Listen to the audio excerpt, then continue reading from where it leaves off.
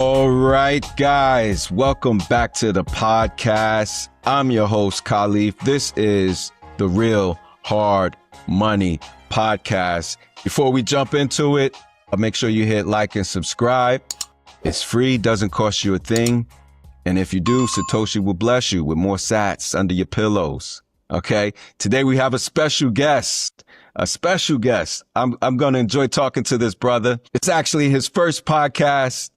It's actually the inauguration. It's the world premiere of a gentleman named the BTC Backpacker, debt-free dad who lives Bitcoin, homeschools his 3 kids in sats and freedom. Ladies and gentlemen, Real Hard Money Podcast fam, welcome to the show. The BTC Backpacker. How you doing, sir? We chilling. What's up? All right. Yeah, man. It's your first time on the pod. That's great. That means it's going to be raw. It's going to be real. And that's what we want here. And we're going to just dive right into it. So tell us about your background and how you got into Bitcoin. All right, bros. Check it out. Here's the deal. First of all, I wasn't in tune with the finances. You know, I was a fiat guy. I was into just thinking like, I got to work for the wage. You know, I got to work my 40 hours a week. I got to stack the dollar. And that's what the societal norm was. In regards to Bitcoin, I really didn't know what Bitcoin was. I'll be honest with you. And it's a little embarrassing, but it's humbling. I didn't really know what Bitcoin was until about late 2023. And I'm just like, I had a friend of mine that said, hey, do you know what Bitcoin is? And I was like, no, I don't know what that is. And I was like, I heard of cryptocurrency. So I got into, shitcoining, and which I think that a lot of Bitcoiners did. I would respectfully say a lot of Bitcoiners got into that. And so I started doing your ADA, your Ethereums, all that stuff. And, about 3 months into that, I stumbled upon a couple of podcasts and was like, nah, this isn't really the way. And then I got right into Bitcoin. It wasn't a slow transition from going from fiat to shit coins to Bitcoin. It was a pretty quick transition. Prior to cryptocurrencies in general, I was really learning like what the dollar was. Like, I didn't know anything. Like, I was so naive. And I was just thinking like, okay, work, do your 40 hours a week, buy your house, white picket fence, like just the typical stuff. And then, so I got into altcoins, started doing that for a while, and then realized, like I said, stumbled upon the podcast and then just got into it. I mean, it's really cut and dry for me for that. Some people will have these elaborate stories of how they did it. Mine was pretty straightforward. I was about $500 in at the time, which isn't bad compared to what most people have put in initially. Right. And then I realized like, I need to like dive deeper into this like Bitcoin thing. Right. Really, it was learning. Why? Because you lost your money or it went down or what? I was so naive even to that point where it wasn't even about like the highs and the lows of the dips. It was like really like I didn't realize how much I didn't know about the way the dollar worked. Like the way the dollar actually functioned. Like I was blinded. I was never taught that in school, which most of us weren't taught in school. And while most of us didn't have an elder or a specific individual to be able to teach us this when we were young. Yeah, even our parents didn't know. No, our parents didn't know. You know what I mean? Like I remember my mom's and pops, like my like it's a love-hate relationship with my parents because I haven't talked to them in like 16, 17 plus years. You know what I'm saying? For like reasons beyond Bitcoin. You know what I mean? Like, they were doing dope, they were doing drugs and stuff. You know what I mean? So like me and my wife, we grew up in a situation to where we were just trying to survive. You know what I'm saying? Like, I'm not going to sit here and be like, hey, we were robbing fools, because that wasn't it. But we grew up in a situation to where we were just like, if you made the money, spend the money, buy whatever. And so we were never taught the principles of finances in general. And that's cool because that is what it is. Like, I can't change that. But as an adult now, as a father, as a husband, you know, when I circle back around to it, we're just breaking the chain. We're breaking the chain for our kids and everything. You know what I mean? We got 3 kids and whatnot, but we just weren't informed. And to a point, you could feel like we were cheated. You know what I mean? Like, we were put in a position to where, like, we were just supposed to be a statistic. And that's cool. Like, I'm not sitting here trying to say that I'm a victim or we are a victim, but we refuse to be a statistic or, you know, like, just continue to let it happen. And so we were very fortunate and lucky enough to persevere and to be able to move past that with our history and learning finances. So just a little background of my wife and myself is that we were neighbors. You know what I'm saying? And man, you hooked up with your neighbor, the girl next door. I'm gonna tell you straight up. I mean, it's like a Boy Meets World type thing. You know what I mean? Like, my wife is the best. Like, literally neighbors, like literally the girl next door. Bro, I'm serious. I lived here in a duplex, and she lived in like a flex next door. And I was introduced to her by my brother. Her and my brother were cool, like they were homies. And so I was off doing my own thing, and I looked at my brother and I said, "Hey, who's that?" And so my brother was like, "Nah, she's a homie. She'll never gonna hook up with you." And I looked at her and I said, "I'm gonna marry that girl." Straight up. So anyways, long story short, we end up vibing a little bit. I'm finding where she worked at. And, you know, we just kind of built a friendship. And we were both going through transitions in our life. She was having her stuff going on. I had some stuff that I had going on. And lo and behold, we became best friends. And we were together for about a year and a half. I ended up asking her flat out. I said, "Hey, do you see anything more?" And she looked at me and she goes, "What are you talking about?" And I was like, "Do you see anything more than just friends?" And she was like, "Yeah, I guess so." I mean, my balloon was filled, and then it deflated. Guess so. And my wife, that's romantic. My wife is my rock, bro. My wife is my rock. My wife is the beginning of my life. And what's transpired from that has been just nothing but positive. It's been love, loyalty, friendship, and just building a family. Our kids, it was really the turning point of both of our lives. You know, in our 20s, we moved to Hawaii. So we ended up getting some property out in Hawaii. We ended up doing coffee farming in Hawaii on the Big Island, and we were coffee farmers. And prior to that, we were like flipping houses and kind of doing things like that. So in our 20s, I would respectfully say that in our 20s, we were in Hawaii kind of doing our thing. Hawaii is like 4 years behind everywhere else. You think so? It's so expensive, I heard. You know what? I mean, I was really grateful to be in a position to make fairly decent money in Hawaii and to be able to be sustainable, you know, with what we were doing. About 8 years after that, we had our kids there and everything. And so we were doing our thing in our 20s, just kind of going with it. And then my wife developed cancer. But when she developed cancer, it was a little expensive to live there and to have the medical care that they had at the time. It was just, they wanted to move to Oahu, and it was just really expensive. So we end up moving back to the mainland, basically to Oregon, to live with my sister on her property. And so she ended up getting treatment over in Portland, Oregon area. And so that's where we were at there for about 4 years. And she was getting active chemotherapy and radiation treatment. So, you know, so I'm just spitting it to you like really quick in a nutshell of kind of like just the backdrop of like what's up. So yeah, life got turned upside down. Yeah. I'm Well, grateful. let me ask you, with those, by that time, were you into Bitcoin or not had touched it yet?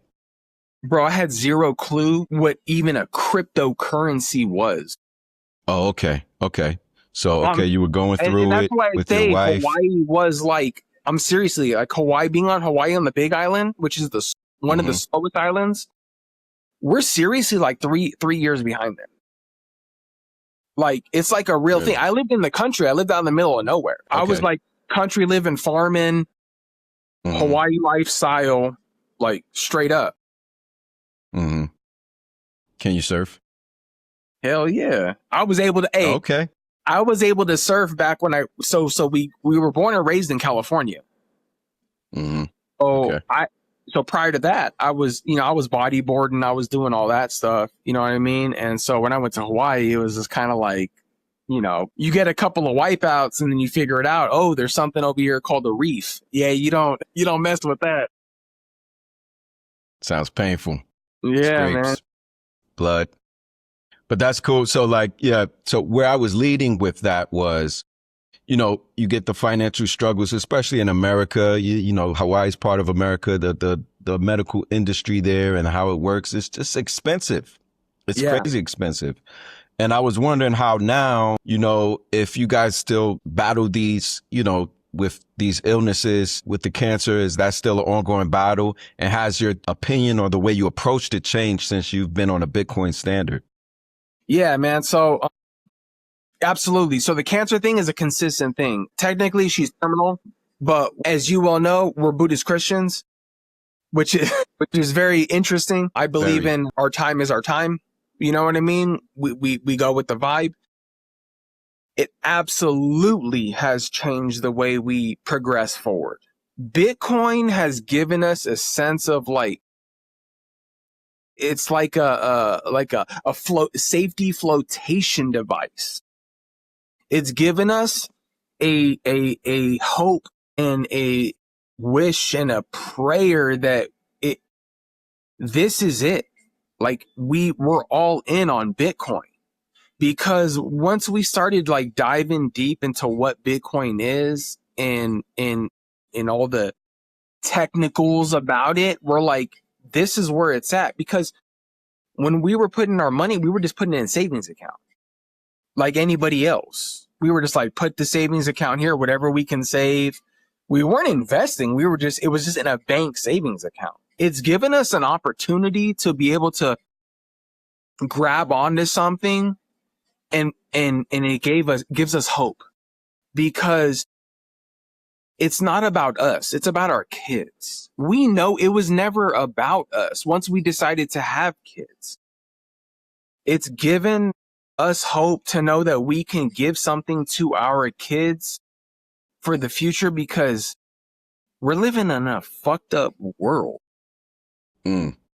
I mean, it's crazy. I mean, and that's a whole nother rabbit. I don't know how deep you want to get into that, but that's a whole nother rabbit hole. You know what I Well, mean? yeah, the whole, like, the world is the protest and the madness, and Charlie Kirk just got shot, right? Man, man, And like, and that's it's just today. madness.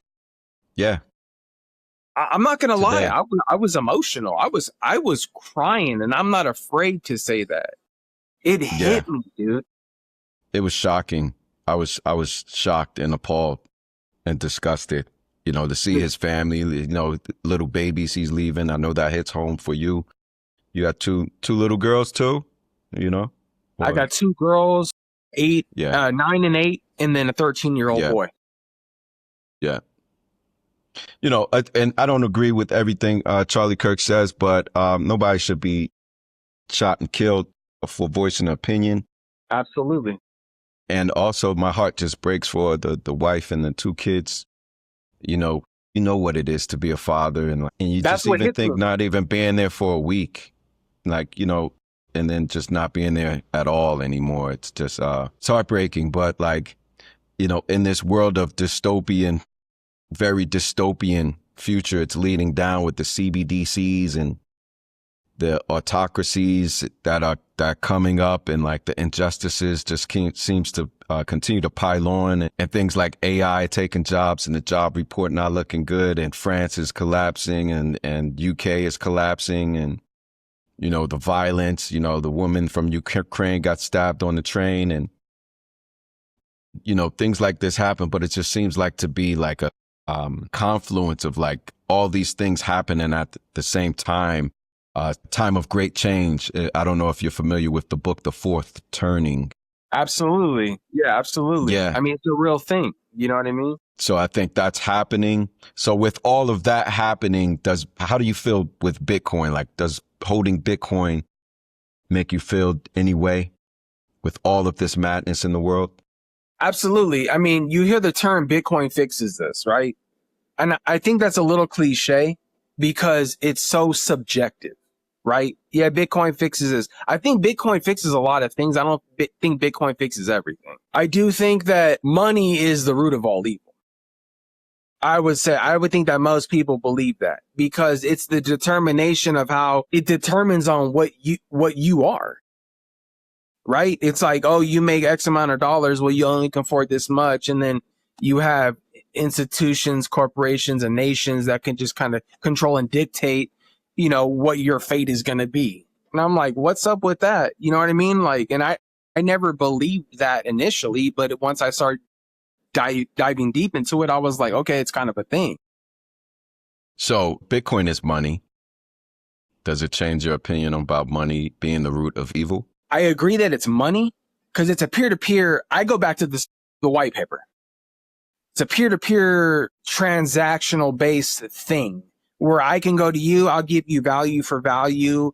We can exchange and we're off and we're going our different ways. Right. The thing that Bitcoin does is it allows us to have a finite asset to be able to transact with one another that's not controlled by institution, corporation, nation, states, or whatever you want to call it. That's the key. The key is the most beautiful thing about Bitcoin is its finiteness. That's number one.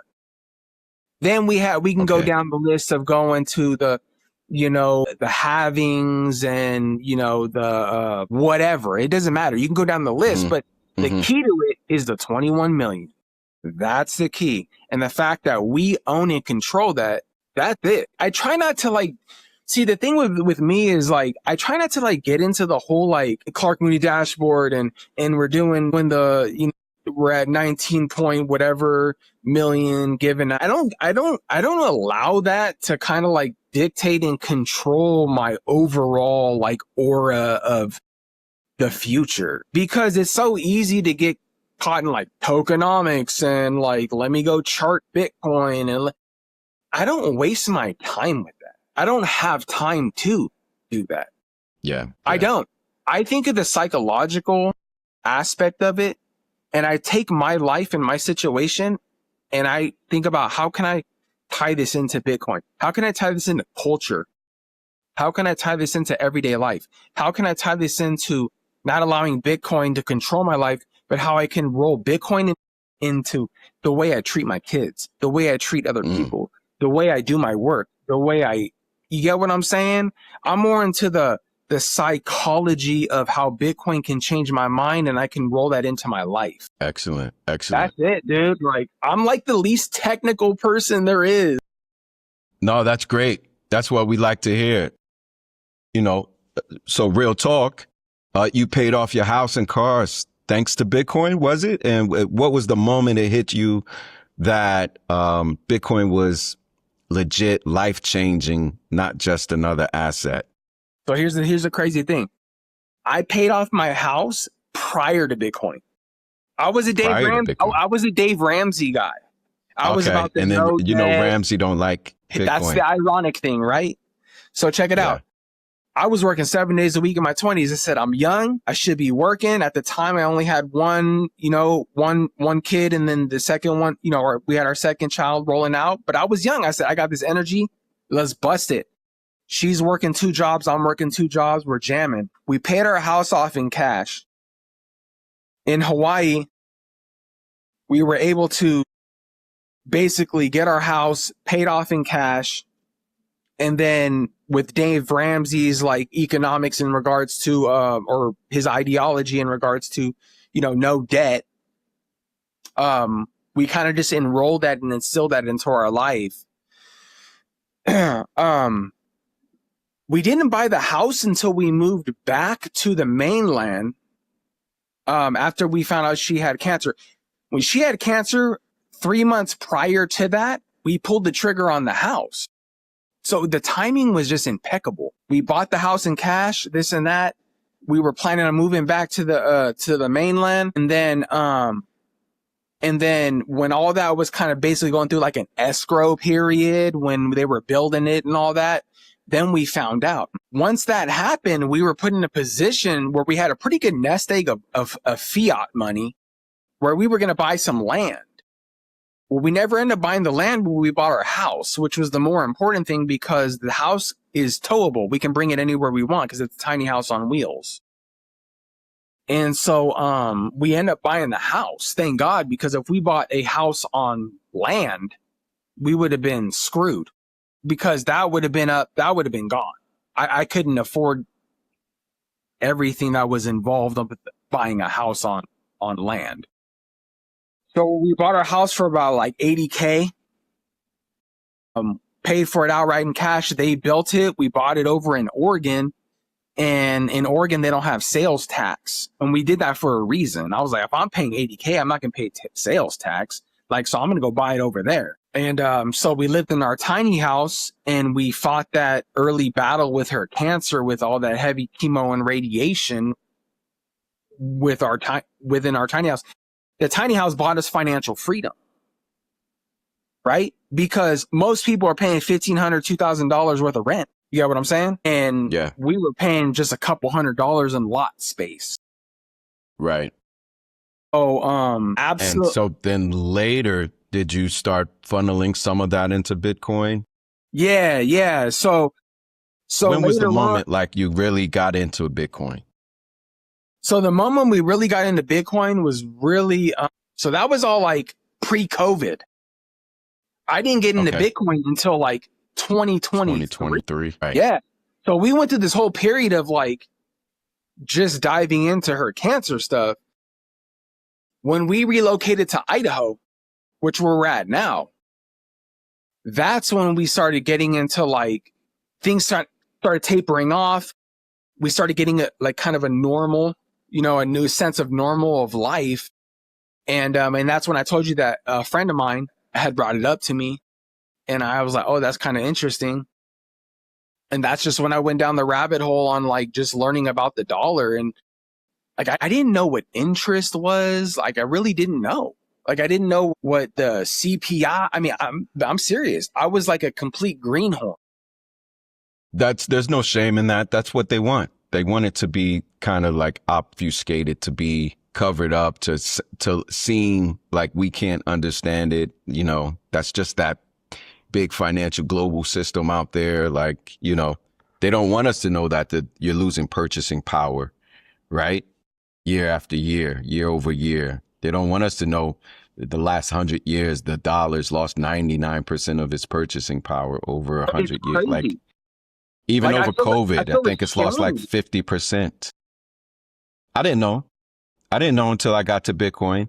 And I think that's very similar for most Bitcoiners. Like that journey, our journey, it's kind of like a mind-blown epiphany. Like we've been living like this. Imagine if we knew and and we had Bitcoin when you were, 12 and you mowing lawns when you were 12 and you saved it in Bitcoin. Right now, you'd be set. You'd be like, I do what I want to do instead of what I have to do. Like, imagine if you were 12 years old saving Bitcoin. And that's whatever little increment it was, it would be enough for you to live on today. Nah, bro, exactly. I mean, it's fucking crazy because like, that's another reason why we homeschool our kids. You know what I mean? Like the cancer was a curse, but a blessing because it's allowed us to homeschool our children. She's at home. She can't work. So it's allowed us to take our kids out of the TradFi traditional brick and mortar school of indoctrination bullshit and allowed us to be able to teach our kids about economics, finance, and not conforming to the way the system is. Because the system's fucked up. It's bullshit. It's a complete lie. It's the biggest Ponzi scheme beyond the dollar. We are told to be able to wake up at this time, go to work at this time, come home at this time. And it's like rinse and repeat, rinse and repeat. And we refuse to allow that to be in our kids' life. Hey, check it out. Whatever happened to me happened. That's cool. But my job as a father and her job as a mother, our job is to be able to break the chain and tell these kids like, hey, there's more to that. My kids know so much about Bitcoin. We have dedicated time to Bitcoin schooling throughout the week because I think it's that important for them. And it's going to put them that much more ahead of their peers. You know, so my kids, like, they're on Nostr. They're not on Nostr exactly, but they're on Nostr under me. Like, I'll post videos of them. I'm hitting up American Hodl. I'm hitting up like whoever, and my kids are posting videos of this stuff and they feel great about it. And that's what it's about to me. I saw that American Hodl, he shouted your daughter out on one of his vlogs. Yeah. What was that about? What was the shout out about? So the shout out was she took one of his videos, and I don't remember on what podcast it was on. I think it was on Walker's podcast. And he did a thing where it was like, don't, you got to brown bag your lunch. If your car's not old enough, then, it was like, whatever. It's like, you're not stacking hard enough. You're not stacking hard enough. And so my daughter saw that and she was like, Dad, like, I want to do that. And I said, what? And she's like, yeah, I want to do that. I said, okay, well, let's do it. So we were driving into one of our doctor's appointments in the car on the highway.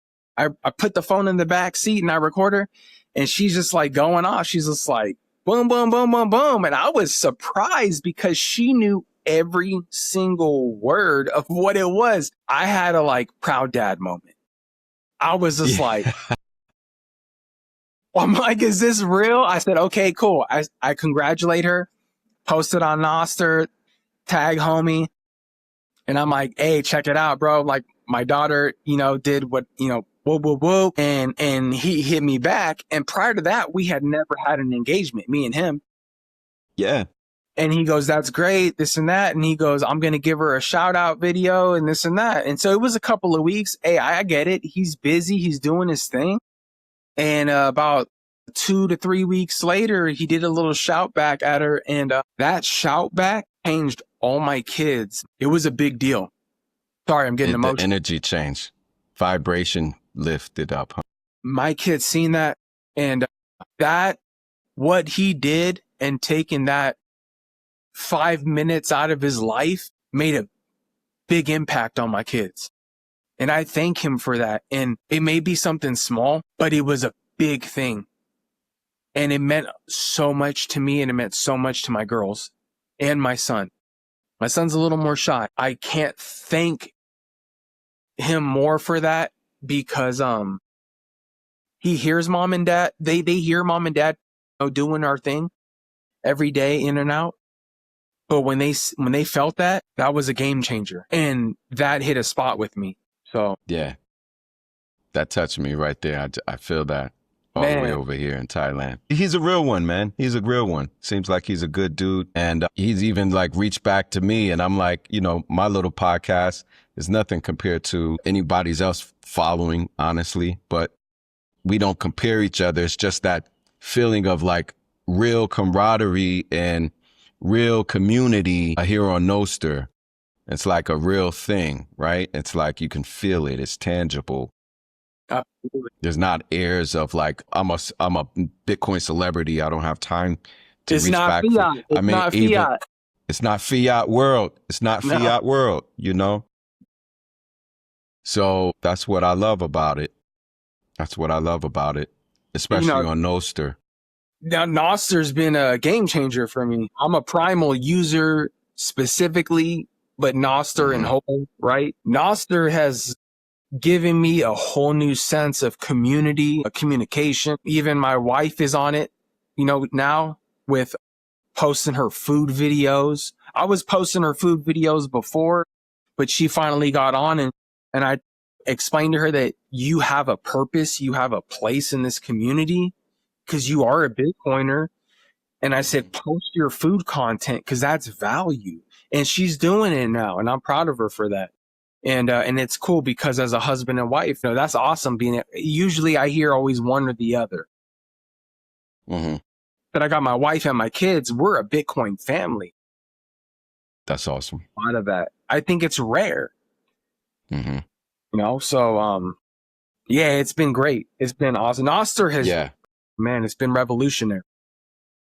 We need that. It's like we're building this new world, right? This new Bitcoin world where things aren't based on the fiat system, where people have to lose. But on this side, Bitcoin, everybody that adopts wins, right? It's a better world. And in this world, it's like we're traveling to another planet, right? And on this new world, we need a farmer.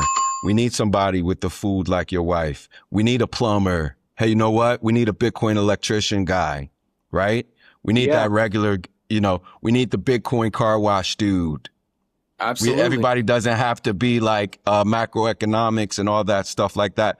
We need, we need the Bitcoin car wash guy. You know what I'm saying? We need the Bitcoin janitor. We need his story. We need your story.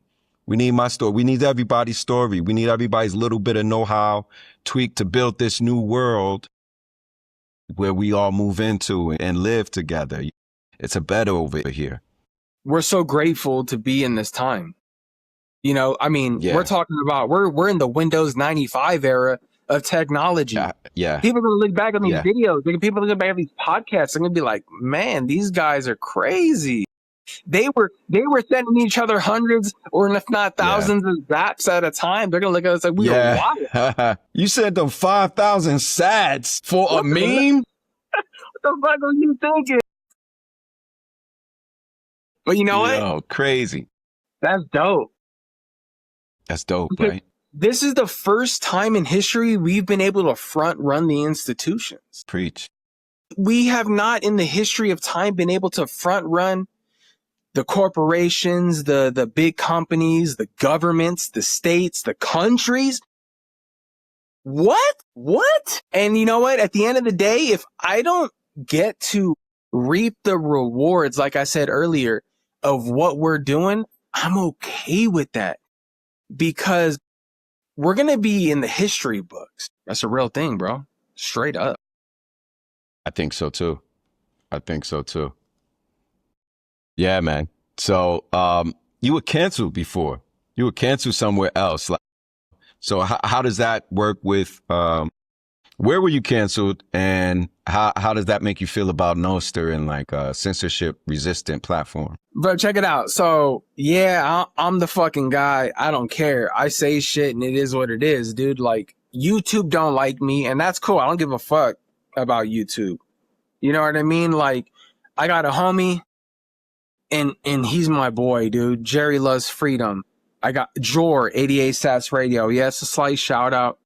But these guys here have given so much love to me and my family that I gotta give them. I gotta give them some love. I like the idea of having a YouTube channel, but it's not gonna work because I get canceled for the shit that I say. I'll post a video, cancel it. Post a video, cancel it because I say things that's against their bullshit ass agenda.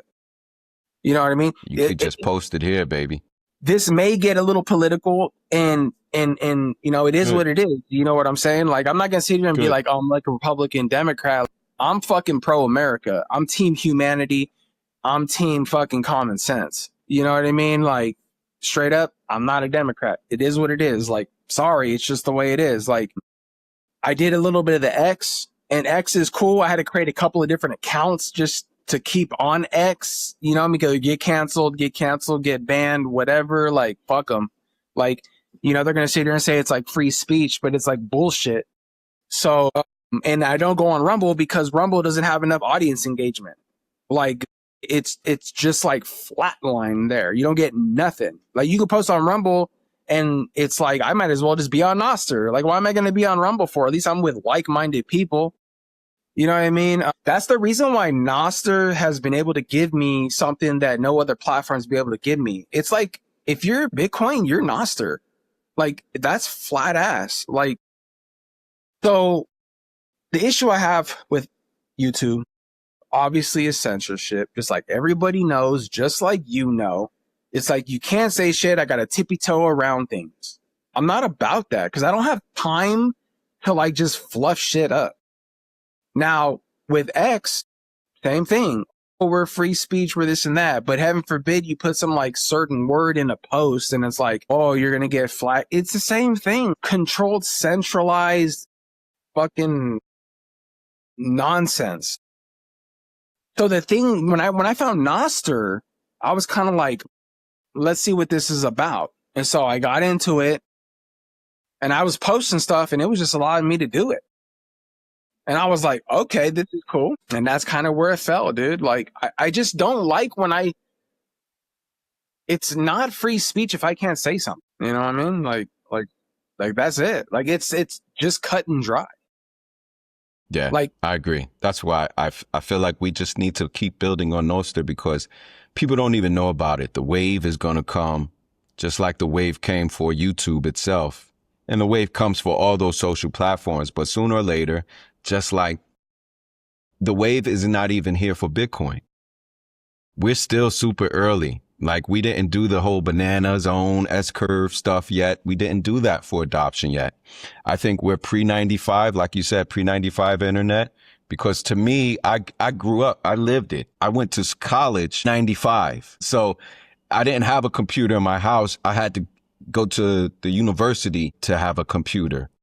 So I remember all the dial-up noises, you know, things like that. And this is a very early wave with Nostr. I think we could all build our communities and they can't take it away from us. We could all build our followership and our brand and our likeness, and it's ours, and we could take it wherever. And maybe Primal is cool now, but there'll be another client for Nostr that's even cooler, and we can take our followers to that client. And you know, and so on and so on. And everybody that ever uses Nostr will be able to see our post on all these different clients. You can't say that for all these other social media platforms. And it's going to be, they're going to get blown out the water, in my opinion, because it's just better. It's just better. And, you know, things happen like the Charlie Kirk situation or the, you know, Ukrainian woman that passed away, was murdered brutally. These things don't happen in a vacuum, and people express raw emotions, and some things are censored. They don't even want to talk about these things on the mainstream media. But, you know, yeah. Kirk, they definitely have to with Kirk, because he was alternative, but he was like one of the most popular alternative media guys. Yeah. Right under Tucker, probably. So it's like anybody that champions freedom of speech, that's the home. Nostr is the home. Anybody that champions freedom of speech, Nostr is the pure form of that. And it's what X pretends to be, right? Because if Elon doesn't like what you're saying, he's gonna change it up. If Elon doesn't like what Grok is saying, when Grok turns to Mecha Hitler, he don't like that, and they change it up real quick.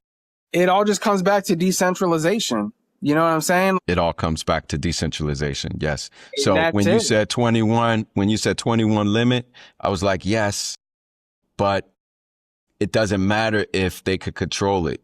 So it's like the fact that decentralization has to be, it's so many great, beautiful chef kiss. It's the decentralization.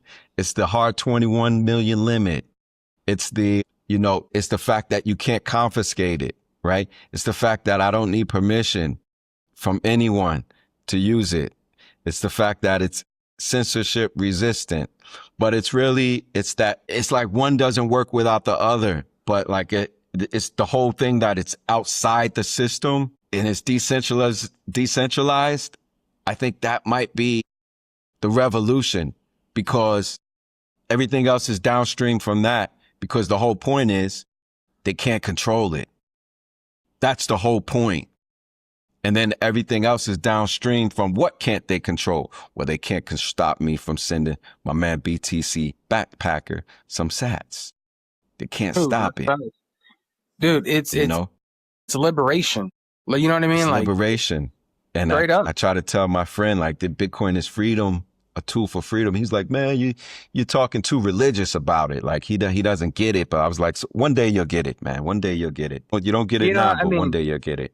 Yeah, I mean, like the thing is, like, everybody gets Bitcoin at the price they deserve. Like, I get that. Mm-hmm. Like, I do, I Mm-hmm. get it, and I understand that it's important for us to be able to like spread Satoshi's word and be able to orange pill or whatever with people. Like, I get that. Like, it is important. You know what I mean? But at the same All right. time, we So have to also accept the fact that if we're ahead of everybody else and we are the 1%, 2%, 3%, we're just we're got to be grateful.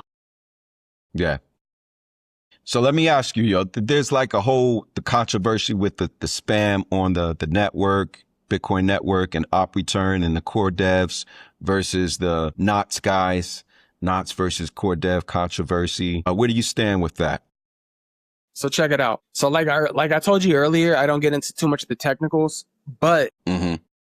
obviously I do believe in doing my due diligence. And like I stated earlier as well, or like within at least, pre-talk and prior to this, was that I don't run a node. I'm not at that point yet. I'm not opposed to it. I'm just not at that point yet. I don't like the nefarious things that are going on with core. I do tend to side on knots a little bit more.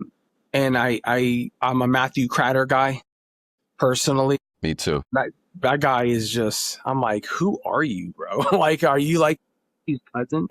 And so based off of Cratter's videos and stuff, and my homie Jor and Jerry, I just got to side with more of the knots because I don't believe in like the spam thing and bloating the blockchain and putting nefarious things within there that don't need to be. It's like if I have to like zoom out and look at the bigger picture, my whole thing is like this. If it ain't broken, don't fix it. If it works, why are you messing with it? Leave it alone. And I do feel like there's bad actors within core. I do feel like, and this comes to my political side of kind of just where I stand in general. Like, I think that there's some people that are in the core team that have been possibly put in there that are maybe doing the nefarious actions and kind of trying to, run game on the system, because we need to understand and we can't forget that greed is still a thing. Power lust. And don't get me wrong, dude. Like, don't get me going down the BlackRock thing. Like, I think having BlackRock come into the scene and do their thing is like, I think it's a blessing and a curse, because absolutely it made things like, whoa, Bitcoin, what's that? Oh my gosh. Well, yeah, okay. Which is cool. But hey, we're not cool. We're not homies. I'm not inviting you over for Friday nights to have like drinks with funny names and umbrellas on them. Like, nah, we're not homies. You know what I'm saying? Like, we're not cool. And I think a lot of people kind of get that confused, where, well, take what they're doing, but keep them at a far. Remember who they are and what they are. Straight up, because right? Yeah. We need to stay humble and go back to the fiat mindset sometimes and understand that although we're in the Bitcoin mindset, we need to go back to the fiat mindset sometimes and understand that these guys are all about money, greed, power. That's it. They don't give two fucking shits about us. 100%. We're nobody. That's all I'm saying. 1,000%. Yeah. I mean, that's the thing. The thing for me is that's the beauty of it. So that goes back to, they don't control it, right? They think they're getting in and, but really they're getting Trojan horsed. They're getting some medicine in with the dog food, right? You know how you feed your dog with the dog food, with the pill inside, right? So, but they're coming for the greed, and then they're going to have to stay for the revolution, because once you get attached to it, once it becomes too big to fail, right? Too big to fail. It doesn't matter anyway, because it benefits. If Larry is buying, if BlackRock is buying, it's pumping your bags.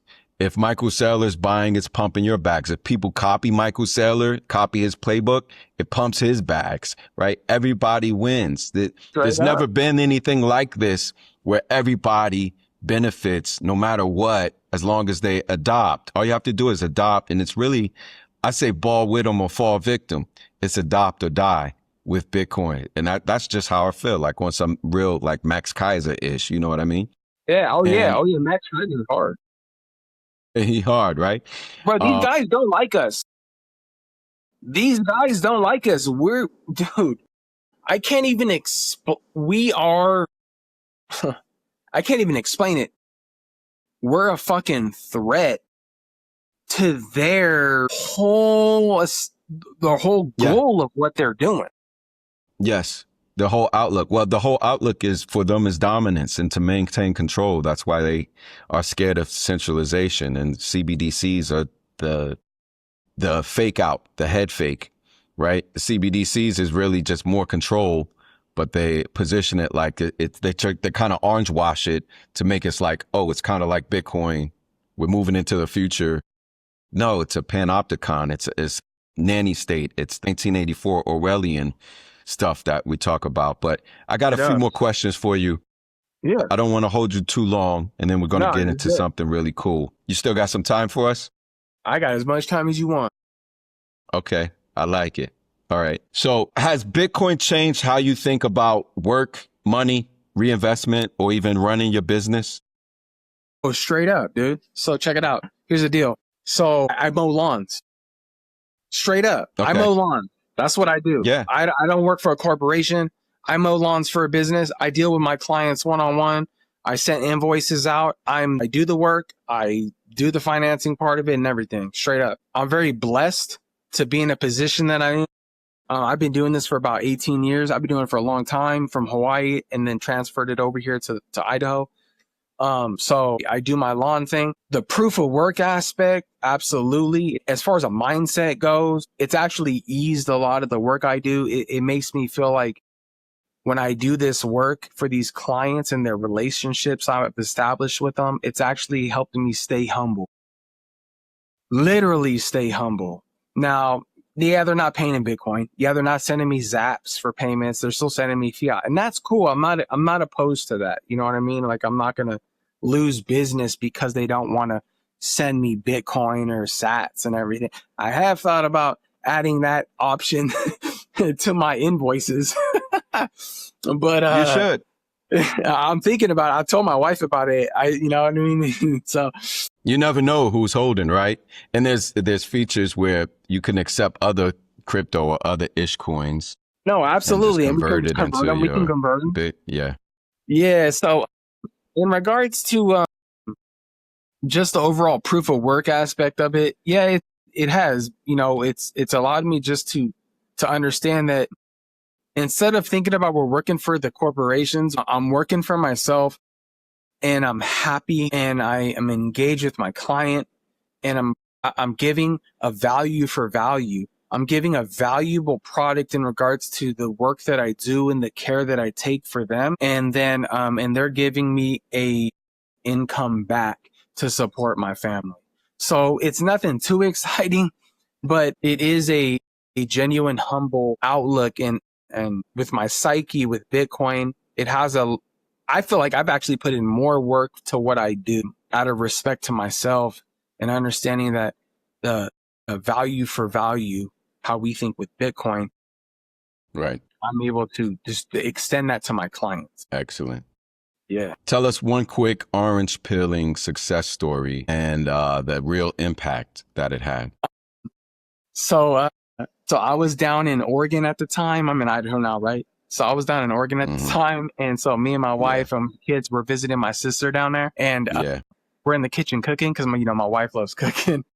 And so I told my sister, I said, hey, do you have Bitcoin? And she's like, well, I know about it, but I don't really have it. I don't know how to get into it. And I was like, do you want to? And she's like, yeah, sure. Why not? And so my wife's in the kitchen cooking. Kids are running around crazy like chickens with their head cut off. And so my sister, I said, okay, let's set you up with a wallet first. So I set her up with a wallet. I think I set her up on Coinos initially. Coinos wallet. Because wallet of Satoshi was banned in the US, right? And so I set her up on a Coinos wallet. And I said, send her up a Coinos wallet. And I said, hey, I'm just going to send you some sats. Because she knows what Zelle and Cash App was. Because she does that a lot. I knew she did that. So I said, let me use that to my advantage. And so I set her up with it. And then I said, okay, I'm going to send you some sats real quick. So I do it right in front of her. I'm like, bing, bing, bing, punching all these numbers in. Send it to her. And it's like, boing. And she's like, what? And I was like, yeah. I said, what do you think? And she's like, that's hella cool. And I was like, you want to know what's even cooler? is that you didn't have to ask nobody. I said, that's from me to you. I said, I didn't have to go to a bank. I didn't have to wait. I didn't have to ask for permission. I said, sis, let's say I fix your toilet. Maybe I had to like do some plumbing and I send you some sats real quick. And she was like, so like nobody has to know? I said, no. I said, that's between me and you. She's like, what? And so that's been it. That was it, dude. It's powerful. And every once in a while, I'll just shoot her some sats just to kind of like, so she'll receive something and it might be like, you know, light bulb type stuff. Yeah, 5 sats, 10 sats. Yeah. And then it's cool when it's like, there's a run up in the price and then they're like, this $50 turned to $100, you know, light bulbs start going off. I'm telling you. All right. So sometimes we talk about like price predictions, but I'm not really a price prediction guy, but I would say like, you know, family, right? Like it's important. So like in 5 to 10 years, what's your biggest hope and your biggest fear for your family with Bitcoin? Oh, you laying it on, huh? You know how that price prediction question goes. That's like a loaded gun. It is loaded gun. Right, so check like, it out. what's your biggest fear and your biggest hope for your family with Bitcoin? So because I don't have a short-term mindset, I have no fear. Straight up. I have zero fear. If that thing dropped down to 50,000, I'm just buying more. I wouldn't lose any sleep over it. Straight up. That's number one. In regards to where it's going to go, I'm going to show you real quick. Hold up. I don't know if you can be able to see it, but we have this little whiteboard we do for school. And we have up here, we drew up with all the kids, just little price prediction. Mm-hmm. So for me at the time, and this was about a year ago, you know, this might change a little bit. I had 185,000 at the time for this cycle, which I think it was substantially lower than what I think it can go. So, and you know, and everybody had their price predictions in between. You know, I'm not gonna lie, I'm a long haul guy. I'm not gonna sit here and say like Bitcoin's gonna go to $1 million by like December. I'm gonna be honest with you, I'm just not. Like I'm a realist. You know what I mean? Like I